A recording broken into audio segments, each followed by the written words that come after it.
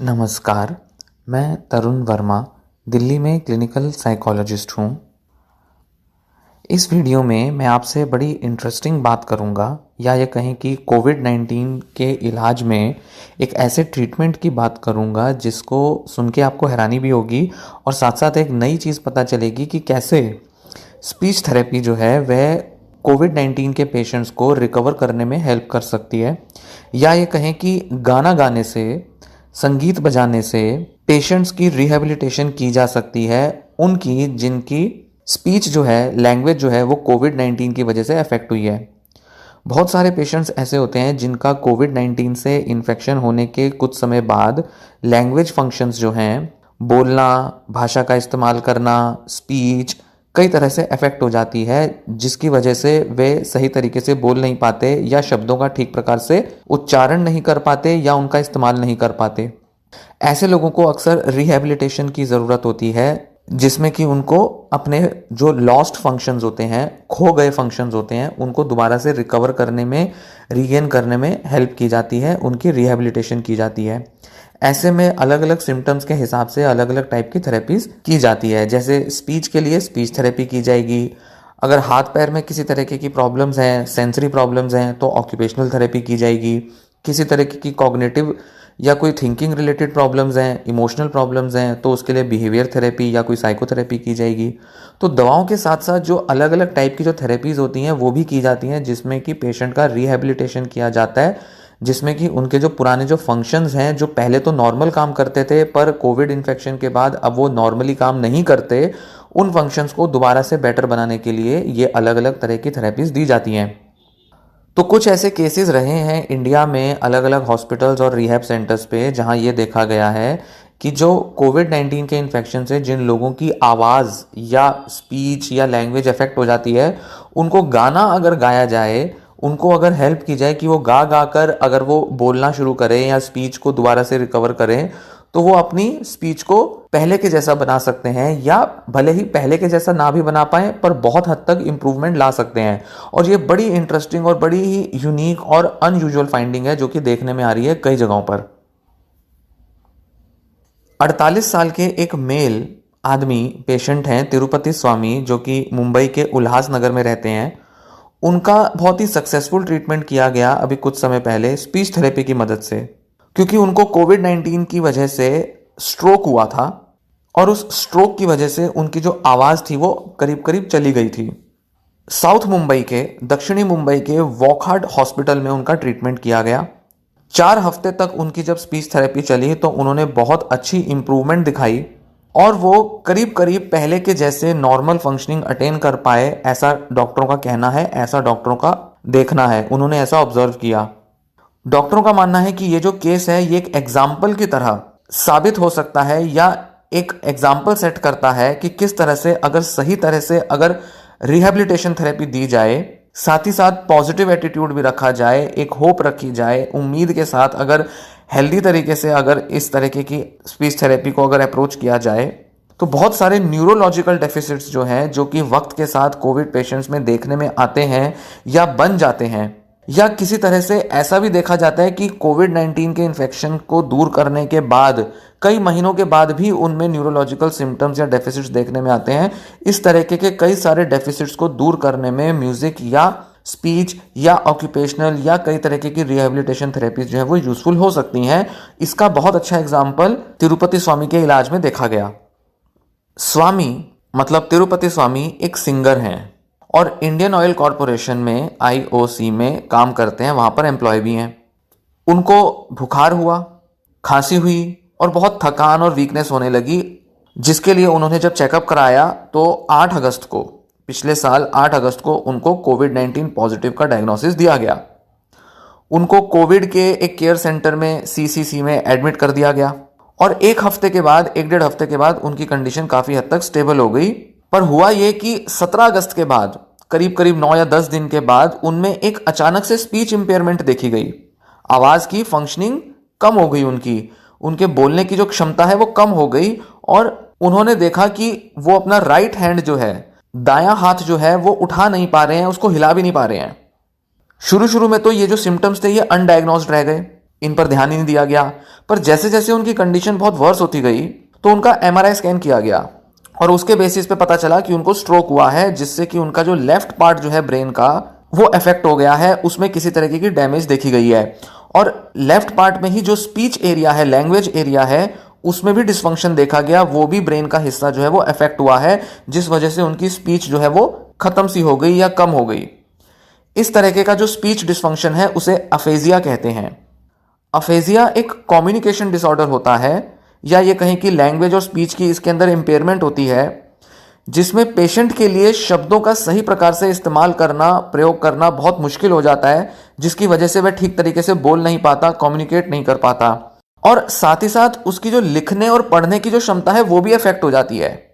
ये बीमारी जो है, ये जो सिम्टम्स आते हैं अफेजिया के, ये दिमाग के अंदर हुई डैमेज की वजह से आते हैं। और वो जो डैमेज है वो आमतौर पर जैसे कि स्ट्रोक में देखने में आती है, या वैसे किसी और तरीके की ब्रेन डैमेज में भी हो सकता है अफेजिया, पर स्वामी के केस में वो स्ट्रोक की वजह से हुआ। स्वामी को एकदम से स्पीच थेरेपी देना शुरू कर दिया गया। जैसे ही वो थोड़े स्टेबल हुए, जैसे ही उनकी कंडीशन अब और ज़्यादा बुरी होनी बंद हो गई, कम हो गई, थोड़ा बहुत वो दवाइयों पर रिस्पॉन्स देने लगे, तो उनको स्पीच थेरेपी देना शुरू किया। उनको एक्सप्रेसिव अफेजिया था, जिसमें कि उनकी स्पीच जो थी वो फ्लुएंट नहीं थी, मतलब रुक रुक के बोलते थे, धीरे धीरे बोलते थे, और साथ ही साथ बहुत ही लड़खड़ाते हुए वो बोला करते थे, जिसमें कि उनके जो वर्ड्स होते थे वो बहुत क्लियर नहीं होते थे, और वो कहीं ना कहीं थोड़ा थोड़ा हकलाते भी थे, अटक जाते थे, वर्ड्स समझ नहीं आते थे कि क्या बोलना है, कैसे बोलना है, और आवाज़ जो थी वो किसी दूसरे को समझनी बड़ी मुश्किल होती थी, उनकी भाषा समझनी बड़ी मुश्किल होती थी कि वो क्या बोल रहे हैं, क्या कहना चाह रहे हैं, समझ नहीं आता था। तो उनको ऐसे सिम्टम्स के लिए मेलोडिक इंटोनेशन थेरेपी देना शुरू कर दिया गया, MIT, मेलोडिक इंटोनेशन थेरेपी, जो कि एक एविडेंस बेस्ड ट्रीटमेंट है, थेरेपी है, जिसमें कि मेलोडी और रिदम, जो संगीत की, गाने की, आवाज़ की जो मेलोडी होती है और जो रिदम होती है, उसको इस्तेमाल किया जाता है, उसको परफॉर्म किया जाता है, जिससे कि एक्सप्रेसिव लैंग्वेज जो है वो इंप्रूव हो जाती है, मतलब व्यक्ति जो है वो बोलने और स्पीच शो करना शुरू कर देता है। हम में से ज़्यादातर लोग जो होते हैं वो राइट हैंडेड होते हैं, और हमारी जो लैंग्वेज होती है वो हमारे ब्रेन के लेफ्ट हेमिस्फेयर से कंट्रोल होती है। इनको भी जो स्ट्रोक हुआ था वो लेफ्ट हेमिस्फेयर में हुआ था ब्रेन के। ब्रेन दो हिस्सों में बटा होता है, राइट और लेफ्ट। लेफ्ट वाला पार्ट जो होता है वो स्पीच को कंट्रोल करता है, लैंग्वेज को कंट्रोल करता है। अब जिन लोगों में स्ट्रोक हुआ है, तो अगर वो लेफ्ट हेमिस्फेयर में होगा ब्रेन के, और लेफ्ट हेमिस्फेयर अगर ढंग से काम नहीं करेगा, तो इसकी वजह से उनको लैंग्वेज डिसफंक्शन या स्पीच डिसफंक्शन हो जाते हैं, जिसको कि अफेजिया कहते हैं। रिसर्च में ऐसा देखा गया है कि जो म्यूजिकल स्किल्स होती हैं, गाना गाना, म्यूजिक बजाना, म्यूजिक सुनना, इस तरीके की जो स्किल्स होती हैं वो हमारे राइट हेमिस्फेयर से कंट्रोल होती हैं। तो MIT जो है, मेलोडिक इंटोनेशन थेरेपी, ये इस तरीके से काम करती है कि इसमें हमारा जो राइट पार्ट जो है ब्रेन का वो बहुत एक्टिव हो जाता है, वो बहुत सक्रिय हो जाता है, और राइट हेमिस्फेयर को इस्तेमाल करके इसमें स्पीच को और लैंग्वेज को इंप्रूव किया जाता है। तो इसमें जो म्यूजिक बजाया जाता है, जैसे कि कोई पियानो हो गया या कोई म्यूजिकल इंस्ट्रूमेंट हो गया, उसको बजाया जाता है अपने लेफ्ट हैंड की मदद से, या लेफ्ट हैंड की उंगलियों की मदद से टैप करके टप टप टप ऐसे बजा के म्यूजिक बजाना सिखाया जाता है, जिसमें कि लेफ्ट हैंड जो है वो राइट हेमिस्फेयर ब्रेन का कंट्रोल करता है। तो जो राइट हेमिस्फेयर के अंदर जो संगीत का जो एरिया है, जो म्यूजिक का एरिया है, गाना गाने वाला जो परफॉर्म करने वाला जो एरिया है, और साथ ही साथ जो मोटर एरिया है, मतलब कि उंगलियों का हिलना, उंगलियों का चलना, जो कि राइट हेमिस्फेयर के थ्रू जो कंट्रोल हो रहा है, वो बहुत सक्रिय हो जाता है एरिया, क्योंकि वो एरिया अभी भी हेल्दी है। तो सही तरीके से व्यक्ति का जो लेफ्ट हैंड है वो वर्क करेगा। अब स्वामी का राइट हैंड भी ठीक से काम नहीं कर रहा था, मूव भी नहीं करता था, हिलता भी नहीं था बिल्कुल, पर लेफ्ट हैंड उनका बिल्कुल सही था, और साथ ही साथ वो बोल तो नहीं पा रहे आमतौर पे, जैसे कि मैं बोल रहा हूं इस तरीके से तो वो नहीं बोल पा रहे थे, पर गाना गाना वो उनके लिए थोड़ा संभव था। तो वो अपनी आवाज से इस तरीके से निकाल सकते थे, संगीत निकाल सकते थे, सुर निकाल सकते थे, जिससे कि उनके दिमाग का राइट हेमिस्फेयर जो है वो एक्टिव रहता था, एक्टिवली वो वर्क करता था। इससे क्या होता है, जो अफेजिक पेशेंट्स होते हैं, मतलब जिनको अफेजिया होता है, वो बोल भी पाते हैं, एक्सप्रेस भी कर पाते हैं, और साथ ही साथ कोई ना कोई मूवमेंट भी शो कर पाते हैं, और उनमें धीरे धीरे इंप्रूवमेंट भी हो जाती है। वो जो बोलते हैं, वो जो एक्सप्रेस करते हैं, वो फिर दूसरा व्यक्ति जो है वो समझ भी पाता है, क्योंकि वो संगीत की भाषा में बोलते हैं, गा गा कर बोलते हैं। और खासकर ये जो स्वामी थे, ये थे भी सिंगर, तो इनके लिए ये करना बहुत आसान भी हुआ। तो डॉक्टर का जो कहना है, जो कि डॉक्टर प्रशांत मखीजा थे, जो कि वॉकहार्ट हॉस्पिटल के कंसल्टेंट न्यूरोलॉजिस्ट थे, उनका कहना था कि क्योंकि हमने राइट हेमिस्फेयर को टारगेट किया ट्रीटमेंट के लिए, जिसमें हाथों का भी और संगीत का भी इस्तेमाल किया गया, मतलब कि लेफ्ट हैंड का, तो इसकी वजह से पेशेंट में, स्वामी में इंप्रूवमेंट आने लग गई। और यही वजह थी कि उनमें थोड़ी अच्छी रिकवरी देखी गई, क्योंकि हमने सही तरीके से दिमाग के उस हिस्से का इस्तेमाल किया जो कि सक्रिय था। मेलोडिक इंटोनेशन थेरेपी जो है, वे ऐसा कहते हैं कि एक एविडेंस बेस्ड ट्रीटमेंट है, मतलब इसके बहुत सटीक और बहुत अच्छा एविडेंस मिलता है, सबूत मिलते हैं कि ये इफेक्टिव होती है स्पीच थेरेपी के तौर पे, किसी तरीके से रिहैबिलिटेशन करने में पेशेंट्स के लिए ये बहुत हेल्पफुल और बहुत कारगर साबित हुई है। कई सारी रिसर्चेज में, कई सारी अलग अलग स्टडीज में देखा गया है कि ये जो थेरेपी है ये बहुत अच्छे रिजल्ट्स लाती है। तो इसी को कहते हैं एविडेंस बेस्ड थेरेपी या ट्रीटमेंट, मतलब जिसका एविडेंस है। मतलब ये किसी आइडिया पर बेस्ड नहीं है कि चलो कोई व्यक्ति गाना गाना जानता है तो चलो उसके साथ ये करा देते हैं, कोई व्यक्ति ये करना जानता है तो चलो उसको ये करा देते हैं। ऐसा नहीं है कि बस तुक्के मार रहे हैं या अपने आइडिया को, फिलॉसफी को यूज कर रहे हैं। नहीं, ये ऐसा नहीं है। इसका एक सॉलिड बेसिस है, मतलब इस पर कई तरीके के रिसर्च हुए हैं, जिसमें कि रैंडमाइज कंट्रोल ट्रायल्स भी किए गए हैं। उसी को एविडेंस बेस्ड ट्रीटमेंट कहा जाता है, जिसमें रैंडमाइज कंट्रोल ट्रायल किए जाते हैं। तो इसमें क्या होता है, इंटोनिंग को, मतलब सिंगिंग को यूज किया जाता है एक्सप्रेसिव लैंग्वेज को इंप्रूव करने के लिए उन लोगों में जिनको कि अफेजिया होता है, ताकि इसमें जो अनडैमेज्ड पार्ट है ब्रेन का, मतलब जिसमें डैमेज नहीं हुई है, इस मामले में क्या हुआ, राइट हेमिस्फीयर, उसको यूज किया जाता है, इंगेज किया जाता है ऐसी एक्टिविटीज या एक्शंस में जिससे कि भाषा का भी इंप्रूवमेंट हो जाए, स्पीच का भी इंप्रूवमेंट हो जाए, पर वो लेफ्ट हेमिस्फीयर की मदद से ना हो, वो राइट हेमिस्फीयर की मदद से हो। तो स्पीच और लैंग्वेज तो इंप्रूव हो रहा है, पर उसमें लेफ्ट हेमिस्फीयर यूज नहीं हो रहा, राइट हेमिस्फीयर ब्रेन का यूज हो रहा है। तो ये तो बड़ी खास बात है, और यही सबसे बड़ी एक बात है इस ट्रीटमेंट की, जिस वजह से ये इफेक्टिव होता है। तो ऐसे जो पेशेंट हैं उनमें कोई ना कोई रिहैबिलिटेशन थेरेपी बहुत इफेक्टिव होती है। WHO ने जब कोविड-19 को एक ग्लोबल पैंडेमिक के तौर पे डिक्लेयर किया था, उस समय से अब तक करीब करीब 10 महीने बीत चुके हैं, और इन्फेक्शन के बारे में जो अंडरस्टैंडिंग है, ये जो नोवेल कोरोना वायरस है, इसकी वजह से जो हमारे पर जो इफेक्ट आते हैं, प्रभाव पड़ते हैं, उसकी जो अंडरस्टैंडिंग है वो धीरे धीरे हमारी बढ़ती जा रही है। हम और बेहतर तरीके से इस वायरस को अब जान पा रहे हैं। पूरी दुनिया भर में अब इस वायरस को बेहतर तरीके से समझा जाने लगा है, जिसमें कि इसके कई सारे ऐसे ऐसे सिम्टम्स भी देखे गए हैं जो कि शुरुआती स्टेज पर नहीं आते, पर धीरे धीरे धीरे डेवलप होते हैं। बहुत सारी न्यूरोलॉजिकल कॉम्प्लिकेशंस, मतलब दिमागी लक्षण ऐसे देखने में आते हैं पेशेंट्स में, जो कि कोविड-19 के इन्फेक्शन के थोड़े समय बाद या कई समय बाद देखने में आते हैं। तो ये नहीं कहा जा सकता कि ये जो बीमारी है ये सिर्फ हमारे लंग्स को इफेक्ट करती है। कोविड-19 की जो बीमारी है वो कहीं ना कहीं हमारे बॉडी के कई सारे अलग अलग सिस्टम्स को भी अफेक्ट करती है, जैसा कि स्वामी के केस में आया कि उनके ब्रेन पर असर डाल गई है बीमारी। स्ट्रोक जो है वो बहुत सारे पेशेंट्स में देखने में आया है जिनको कि कोविड-19 का इन्फेक्शन होता है। कुछ लोगों में इमीडिएटली देखने में आ जाता है कुछ ही दिन में, तो कुछ लोगों में 2-2, 4-4 महीने बाद भी देखने में आया है।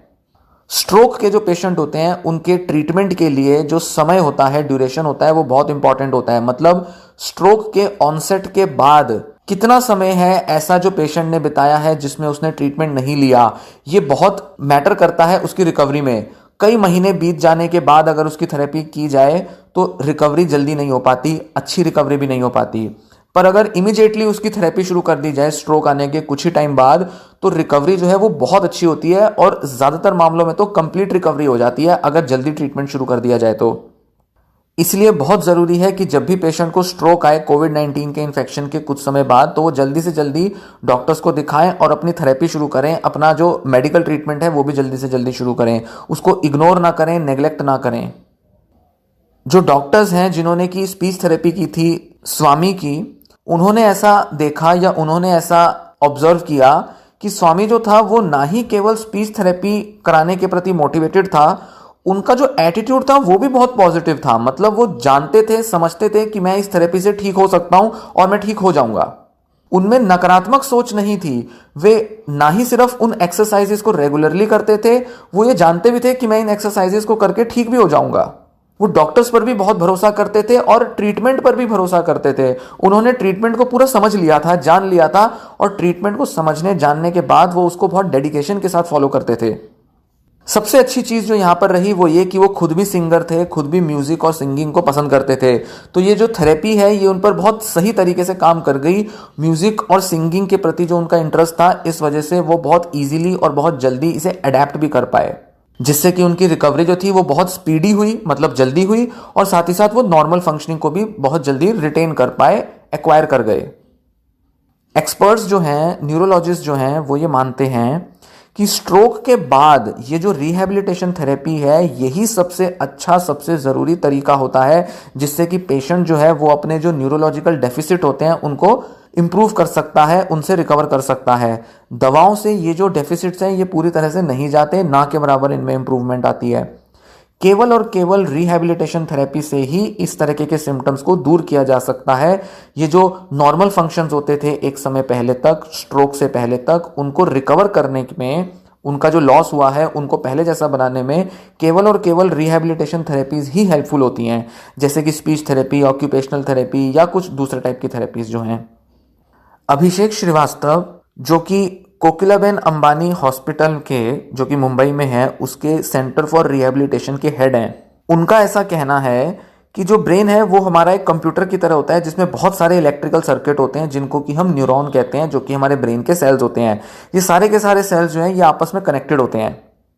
और हमारे दिमाग में ये सारे के सारे जो सेल्स होते हैं ये आपस में मिलकर कोऑर्डिनेट करके काम करते हैं, जिसकी वजह से हमारे फंक्शंस चलते हैं, मतलब बॉडीली, फिजिकल, मेंटल फंक्शंस जो है वो सही प्रकार काम कर पाते हैं। स्ट्रोक में क्या होता है कि जो एक ब्रेन का एक स्पेसिफिक पार्ट जो होता है, या ये कहें कि स्पेसिफिक सर्किट जो होता है, वो टूट जाता है, खत्म हो जाता है, मर जाता है, या वो फ्यूज हो जाता है, जिसकी वजह से कई सारे डेफिसिट आ जाते हैं, क्योंकि वो जो सर्किट था वो जिस तरीके के फंक्शन परफॉर्म करता था, अगर वो फ्यूज उड़ गया, अगर वो डैमेज हो गया, वो सर्किट, वो न्यूरॉन्स के बीच के जो कनेक्शन है वो अगर खत्म हो गए, मर गए, तो होगा क्या, वो जो फंक्शन जो नॉर्मली बिहेव कर रहे थे, परफॉर्म कर रहे थे, वो सब परफॉर्म करने बंद कर देंगे, जिसकी वजह से कई तरीके के कॉग्निटिव फंक्शंस में प्रॉब्लम आ जाती हैं, मतलब थिंकिंग रिलेटेड फंक्शंस में, बिहेवियर्स में, हमारे बर्ताव, हमारे व्यवहारों में, हमारी स्पीच और लैंग्वेज में, जिसको कि एफेजिया कहते हैं, हमारी एबिलिटी स्वेलो करने की, मतलब कोई भी खाना या कोई भी चीज़ को निगलने की जो हमारी जो एबिलिटी है वो भी अफेक्ट हो सकती है, जिसको डिस्फेजिया कहते हैं। कॉम्प्रीहेंशन एबिलिटी, चीज़ों को समझने की हमारी क्षमता कम हो जाती है, देखने की क्षमता कम हो जाती है, हमारी जो आवाज़ की जो टोन है वो असर उस पर पड़ जाता है। साथ ही साथ बहुत सारे सेंसरी डेफिसिट आ जाते हैं, मतलब हमारे हाथ पैर जो है उनमें सुन्न हो जाते हैं, फीलिंग नहीं आती, कोई टेस्ट खत्म हो जाता है, या किसी तरीके की ऐसी सेंसरी लॉसेस भी हो जाते हैं, मसल्स के अंदर बहुत अकड़न आ जाती है, और हियरिंग लॉस भी हो सकता है। इसी के साथ स्फिंक्टर प्रॉब्लम्स आ जाती हैं, मतलब हमारी जो बॉडी के अंदर जो स्फिंक्टर मसल्स हैं, जिसमें कि हमारी यूरिनेशन या डिफेकेशन, टॉयलेट करना जो कंट्रोल होता है, जिस हमारी मसल से, पेट की मसल से, या हमारे दूसरे बॉडी पार्ट्स की मसल्स जो कंट्रोल करती हैं हमारे इन मूवमेंट्स को, बाउल मूवमेंट्स को, वो भी अफेक्ट हो जाती हैं, जिस वजह से हमें इनकॉन्टिनेंस की प्रॉब्लम्स आ जाती हैं, मतलब हम कंट्रोल नहीं कर पाते अपनी यूरिन या फीसिस का पास होना। तो ऐसे कई सारे फंक्शंस जो है हमारे बॉडी के जो नॉर्मल होते हैं वो अफेक्ट हो सकते हैं अगर स्ट्रोक आ जाए और ब्रेन का कोई हिस्सा जो है वो डैमेज हो जाए। तो कौन सा हिस्सा डैमेज हुआ है उसके बेसिस पे वही जो फंक्शंस जो वो रेगुलेट करता है वो अफेक्ट हो जाते हैं। तो जो श्रीवास्तव हैं उनका ऐसा कहना है कि ब्रेन स्ट्रोक के अंदर असल में क्या होता है कि हमारे दिमाग से जो नसें आ रही हैं शरीर में जो जा रही हैं वो तो एज इट इज बनी रहती हैं, पर दिमाग के अंदर जो उसका जो कनेक्शन है, उसका जो कम्युनिकेशन है वो कहीं ना कहीं टूट जाता है। तो हमारे दिमाग से हमारे हाथ की तरफ जो नस जा रही है, जो कि हमारे हाथ के मूवमेंट को पॉसिबल बनाती है, वो तो इंटैक्ट है, उसको कोई फर्क नहीं पड़ा। हमारे दिमाग से जो हमारे शरीर में जो नसें जा रही हैं वो अफेक्ट नहीं होती, पर हमारे दिमाग के अंदर जो सेल्स हैं उनका आपस में कम्युनिकेशन कहीं ना कहीं डैमेज हो जाता है, डिसरप्ट हो जाता है, जिस वजह से दिमाग को मैसेज नहीं मिलता कि हाथ हिलाना है या पैर हिलाना है। हाथ पैर वैसे ठीक ठाक काम कर रहे हैं, उनके अंदर क्षमता है हिलने डुलने की, पर दिमाग को नहीं पता चलता कि मुझे हाथ हिलाना है या नहीं हिलाना है। दिमाग जब मैसेज नहीं भेजेगा तो फिर व्यक्ति कैसे अपना हाथ हिला पाएगा। तो उन नसों को मैसेज नहीं पहुंचता दिमाग से, पर वो मसल्स ठीक ठाक काम कर रही होती हैं। तो ऐसा नहीं है कि अगर हाथ नहीं हिल रहा तो मतलब हाथ की मसल्स जो है वो डैमेज हो गई हैं। दिमाग से मैसेज नहीं पहुंच रहा, क्यों? क्योंकि दिमाग में जहां आपस में कम्युनिकेशन होना चाहिए, जैसे कि मान लीजिए मैंने आपको कहा कि अपना हाथ हिलाओ, आपने मेरी बात सुनी और अपने दिमाग से अब हाथ हिलाना चाहा। आप मेरी बात सुन तो लेंगे पर आप अपनी इच्छा को जाहिर नहीं कर पाएंगे जिससे कि आप अपना हाथ हिला पाए, या आप मेरी बात को अगर सुनेंगे ही नहीं तो अपना हाथ कैसे हिलाएंगे? अदरवाइज आपका हाथ शायद हिल सकता है। तो कहने का मतलब है कि हमारे ब्रेन का फंक्शन जस्ट रिड्यूस हो जाता है।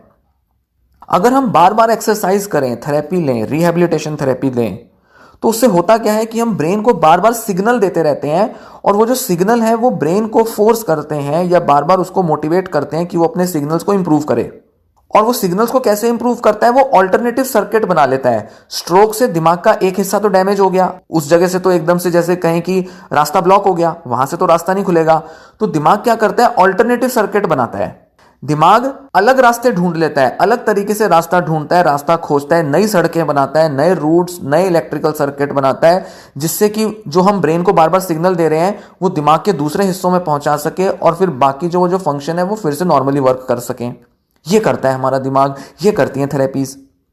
तो जब एक बार वो ऑल्टरनेटिव सर्किट बना लेता है हमारा दिमाग, फिर उसके बाद क्या है, वो जो मैसेजिंग होती है, वो जो सिग्नल होते हैं, कम्युनिकेशन होती है दिमाग में, वो फिर से पहले की तरह होने लगती है। दिमाग जो है वो फिर से पहले की तरह दौड़ने लगता है, काम करने लगता है, और मैसेजेस पहुंचने की वजह से बॉडी मूवमेंट भी दोबारा पहले जैसा हो जाता है। तो स्वामी के केस में क्या हुआ, जब उनको बार बार थेरेपी दी गई तो दिमाग को बार बार ये मैसेज पहुंचा कि भाई बोलना है, बोलना है, बोलो बोलो, बोलने की नीड है, बोलना पड़ेगा तुम्हें, किसी ना किसी तरीके से अपने मुंह पर, अपने जबान पर, अपने गले पर जोर डालना पड़ेगा। जब बार बार उनके दिमाग को ये चीज मैसेज मिली कि मुझे बोलना है, तो धीरे धीरे दिमाग ने जो थे वो नए सर्किट बना लिए, और फिर उनका जो नॉर्मल जो स्पीच का जो कंट्रोल है वो भी वापस आ गया। साथ ही साथ जो हाथों में जो उनके लिम्स के जो मूवमेंट थे, कि उनका राइट हैंड जो था वो काम नहीं कर रहा था, वो भी उसी तरीके से रिकवर कर गया, क्योंकि हमने जो लेफ्ट हैंड से जो उनको जो टैपिंग कराई है म्यूजिकल इंस्ट्रूमेंट्स की, उसकी वजह से उनका राइट हेमिस्फीयर जो है वो भी बार बार मैसेज दे रहा है कि भाई हाथ मूव करना है, हाथ हिलाना है, किसी तरीके से मैसेज मिल रहे हैं। तो फिर धीरे धीरे धीरे क्या हुआ, उनका राइट हैंड भी मूव करना शुरू हो गया, नए सर्किट बना लिए ब्रेन ने। तो ये जो हमारे ब्रेन की जो क्वालिटी है, ये तो बहुत अच्छी क्वालिटी हुई ना ब्रेन की, कि भाई दिमाग अगर डैमेज हो गया तो उसने फिर से अपने को रिपेयर कर लिया, फिर से अपने को तंदुरुस्त कर लिया, फिर से अपने को पहले जैसा बना लिया, नॉर्मल बना लिया। तो ये तो दिमाग की क्वालिटी हुई। तो दिमाग की ये जो क्वालिटी है, जिसके अंदर एक डैमेज हिस्से की फंक्शनिंग दूसरे हेल्दी फंक्शनिंग वाले एरियाज जो है वो टेक ओवर कर लेते हैं,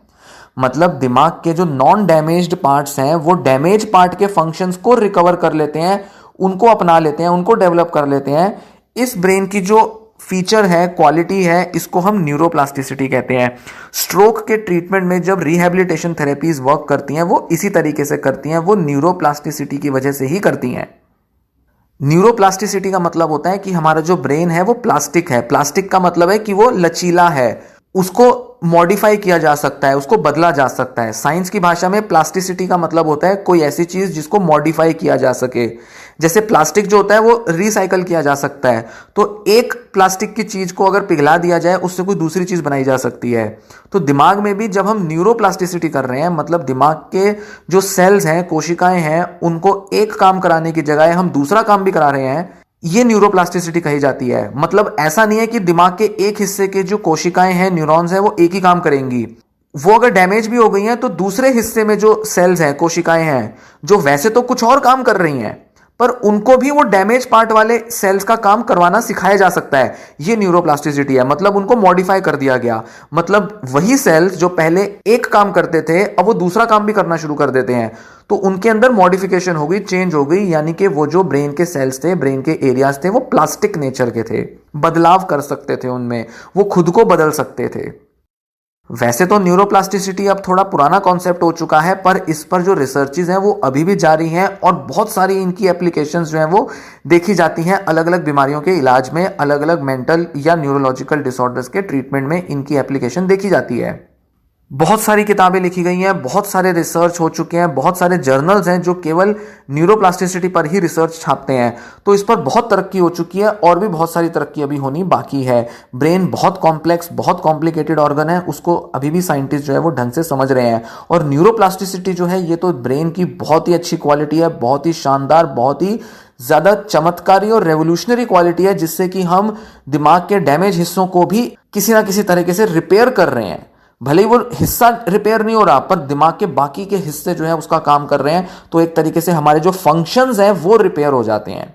तो जो फंक्शंस हमारे लॉस हो गए हैं, जो खो गए हैं, जो अब नहीं दिखाता है व्यक्ति, वो दिखाने लगता है थेरेपी के थ्रू, क्योंकि ब्रेन में न्यूरोप्लास्टिसिटी होती है। तो जो स्वामी है वो अभी धीरे धीरे जो है अपनी रूटीन लाइफ में रिकवर कर रहे हैं, दोबारा से अपने सारे काम कर पा रहे हैं। थोड़ा स्लोनेस रहती है, थोड़ा उतनी इफेक्टिवनेस नहीं रहती, उतना ज़्यादा तेज़ी से नहीं कर पाते, पर फिर भी अभी धीरे धीरे रिकवर कर रहे हैं। पर जितना उनके अंदर डैमेज हुआ था वो तो बहुत ज़्यादा रिकवर कर चुकी हैं उससे। तो यहाँ पर हमारे लिए देखना ज़रूरी है कि पहला तो ये कि कोविड-19 के बहुत बहुत ज़्यादा सीवियर इफेक्ट्स आ सकते हैं, न्यूरोलॉजिकल इफेक्ट्स आ सकते हैं। ये वीडियो बनाने के पीछे मेरा जो प्रयोजन था वो यही था कि मैं आपको थेरेपी के बारे में बताऊं कि किस तरह से रिहैबिलिटेशन थेरेपीज हेल्प करती हैं। दूसरा, मैं ये भी आपको बताऊं कि कैसे जो कोविड-19 है वो ब्रेन को डैमेज करता है, न्यूरॉन्स को डैमेज करता है। साथ ही साथ न्यूरोप्लास्टिसिटी और इस तरह के फंक्शंस के बारे में मैं आपको बताना चाहता था ब्रेन के, जिससे कि आप ये जान पाए कि कैसे थेरेपी के थ्रू डैमेज फंक्शंस को भी इंप्रूव किया जा सकता है। साथ ही साथ कोविड-19 जो कि एक बहुत घातक बीमारी है, उसके जो न्यूरोलॉजिकल इफेक्ट्स आते हैं उनको सीरियसली लेना बहुत ज़रूरी है। इस बारे में मैंने और भी वीडियोस बनाए हैं और भी आगे वीडियोस बनाता रहूँगा। आगे आने वाले टाइम में मैं वैक्सीन के बारे में भी वीडियोस बनाऊंगा कि क्या जो कोविड-19 की जो वैक्सीन है क्या उसके भी न्यूरोलॉजिकल इफेक्ट्स आते हैं, उसके भी क्या न्यूरोलॉजिकल साइड इफेक्ट्स आते हैं, ये शायद जानना भी ज़रूरी है। आगे मैं आपसे इस बारे में भी बात करूंगा, वीडियो बनाऊंगा। उम्मीद है ये वीडियो आपको पसंद आई होगी। वीडियो को लाइक करें, वीडियो के नीचे कमेंट करें, कोई फीडबैक शेयर करें, कोई सवाल हो तो वो पूछें। साथ ही साथ वीडियो को शेयर भी करें सोशल मीडिया पे या किसी ऐसे व्यक्ति के साथ जिसके लिए ये वीडियो यूज़फुल हो सकती है। अगर आपने अभी तक चैनल सब्सक्राइब नहीं किया है तो चैनल भी ज़रूर सब्सक्राइब करें। ऐसी बहुत सारी यूज़फुल वीडियोस मैं बनाता रहता हूं जिनकी जानकारी आपको मिलती रहेगी और आपको इन वीडियोस की मदद से जो जानकारी मिलेगी उससे आप लाभ उठा पाएंगे। धन्यवाद।